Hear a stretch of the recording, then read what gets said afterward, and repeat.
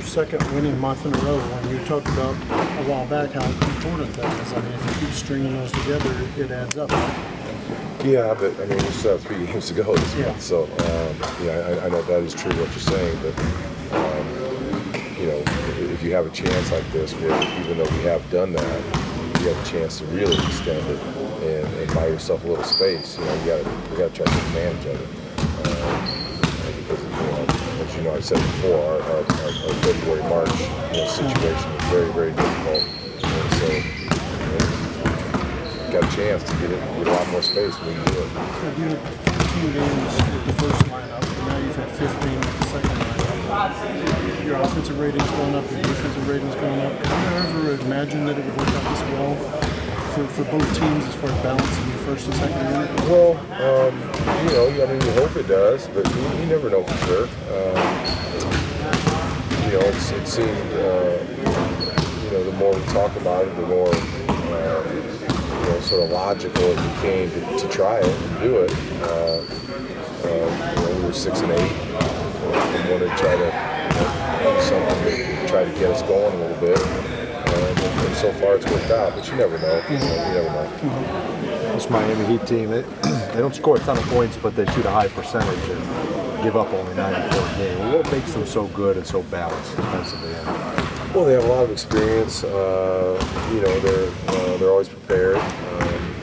They're going to play at the pace they want to play at. They're very difficult to get out of, to get them out of that pace. And we've got multiple go-to guys that can make plays for them at the end of games.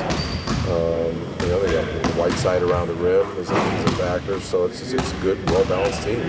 Where are your opportunities? Do you try to speed them up? Do you get them moving defensively? Where are your opportunities? Yeah, we've got to get we got to get back to the level of defense we've played for a while. It's been missing, and we want to be as disruptive as we can to them. But again, there's Dwayne Wade is not going to panic in a game. Bosh is not going to panic in a game. It's not like we can do a ton of things to take them out of what they do or get them away from who they are. But in certain pockets of the game, if we can do that, if we can be disruptive, and then offensively, we just got to be really smart. They do what we try to do. They try to shrink the floor and make you play in a crowd. We just got to make good decisions with the ball. Take it into the crowd, pitch it out, not force shots, things like that. We were looking at the stats the other night, having 3 minutes to go in a game, 5 points or less either way. They shoot 62%, like 6 of 8 on threes. I mean, does that say something about his mental toughness when the game's on the line? Yeah, Evan's not afraid. I mean, there's no doubt about that. It's one of the things we like about it. And generally, he's not gonna take a bad shot late in the game. I felt like he could have even got fouled. It looked like he got raked across the arm a little bit. But generally, he's going to do something under control. If we run something for him and it's not there, he's not going to be like, well, they ran it for me, I got to shoot it. He's going to try to put it on the floor and do something, maybe for somebody else, or maybe still for himself. But he's been a good decision maker for us late in games. A lot of you guys on this team haven't experienced even a small amount of success like having winning before this season. How are they handling kind of staying focused on the long-term goal and kind of getting sucked in by big? Well, I don't know yet because again, our we've gone from 4th in defensive field goal percentage to 10th or whatever it is, and not much more than a week. I don't know that I've ever seen a drop that significant, and so that's not good. What's happened though is, for instance, in New York game, Vooch kind of carried us. Evan made a big shot, and then we got 3 stops in a row right at the end of the game. Went from 6 to 8 to 10. Boom, the game is over. So we've had some games where the other night, Evan makes a big shot. We were able to do a good job on Harden on the inbounds play, got the stop, won the game. But you are, if you're not consistent and just relying on somebody making one big play at the end of the game, you're playing with fire, And we got burned at Phoenix, got burned by the Clippers doing it.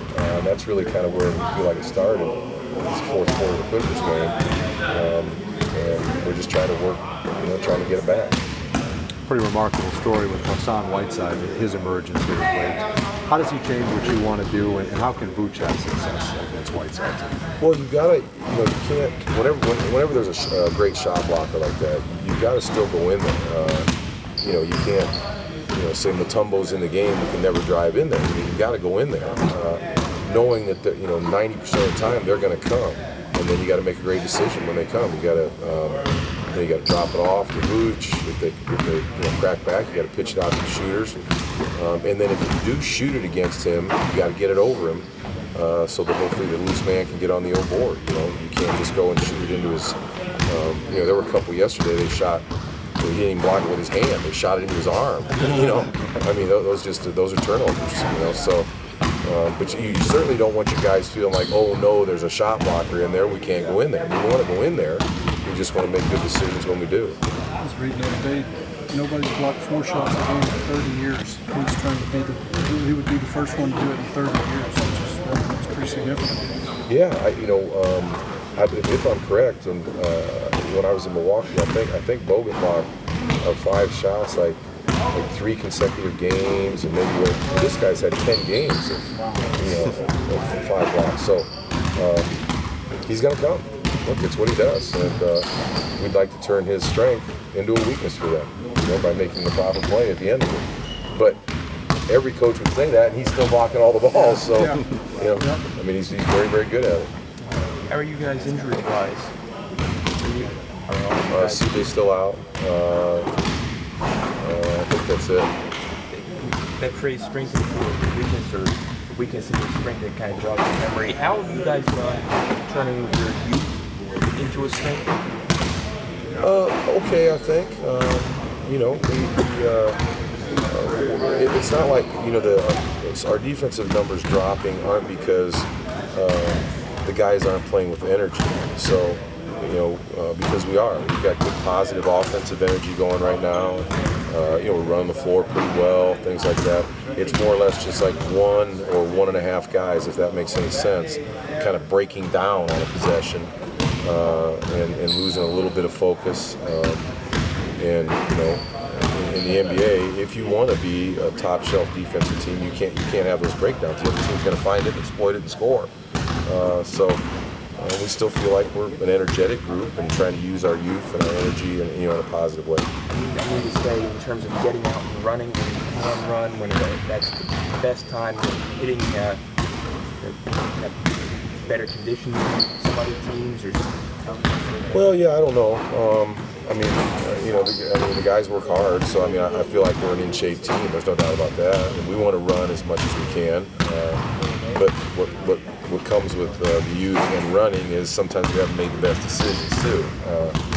But we feel like we're getting better at that too. So, so it hasn't been an energy thing with us. It's just been just kind of too many breakdowns. It's been a pretty one-sided rivalry, if you want to call it that, here of late, but they've been pretty good against everybody the last few years. How much did you enjoy the in-state matchup when you played, and how good is that for a team to kind of have that? Well, early on, both teams were expansion teams, so it was some ugly games. But no, they've had success. This team has had success at various times. So, but as you said, they've dominated us pretty much for quite a while now. So, time for us to respond, have a good game. Do you believe in rivalries? Do you get amped up for situations like an in-state game? I mean, nowadays with these players, they're playing AAU ball so much, it's kind of tough to play that card. Right, it is. And to me, rivalries are, at the conference finals level and things like that, or if you happen to somehow play the same team in the playoffs 3 straight years, things like that occur just because of, I don't think proximity has anything to do with it. In the last several years, they've had a lot more success, so it's a game we want to win. Thank you. Thanks, Coach.